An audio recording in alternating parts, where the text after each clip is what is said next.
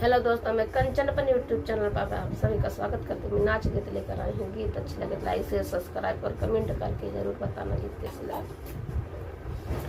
हमारी मारा राजा बहुत दुबली, हमारी मारा राजा बहुत दुबली, बहुत दुबली हो बहुत दुबली, हमारी मारा ना बलम बहुत दुबली, हमारी मारा ना बलम बहुत दुबली।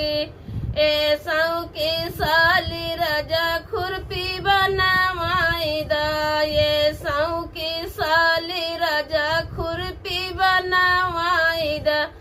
अगवा का कोड़ा भाई तुहार जनहरी, हमारी मारा ना बलम बहुत दुबली, हमारी मारा ना राजा बहुत दुबली, हमारी मारा ना राजा बहुत दुबली। ये साऊ की साली राजा कुदार बनवाईदा, ये साऊ की साली राजा कुदार बनवाईदा।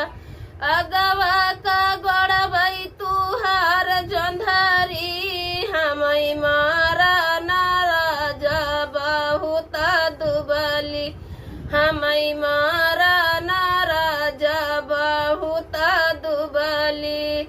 अगवा का गोड़ा भाई तुहार जन्हारी, हमारी मारा ना राजा बहुत दुबली, हमारी मारा ना बलम बहुत दुबली।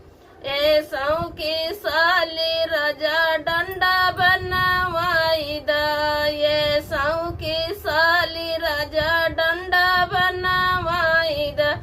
अगवा का तुर भाई तुहार टंगारी, हमारी मारा ना राजा बहुत दुबली, हमारी मारा ना राजा बहुत दुबली।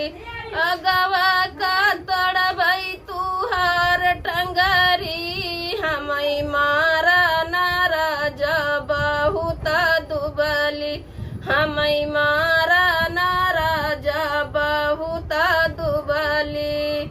ऐसा के साली राजा पर्स बनवाईदा, ये साऊ के साली राजा पर्स बनवाईदा। अगवा का बनऊ भाई तुहार बखारी, हमारी मारा ना राजा बहुत दुबली, हमारी मारा ना राजा बहुत दुबली। अगवा का बनऊ भाई तुहार बखारी, हमारी मारा ना राजा बहुत दुबली, हमारी मारा ना राजा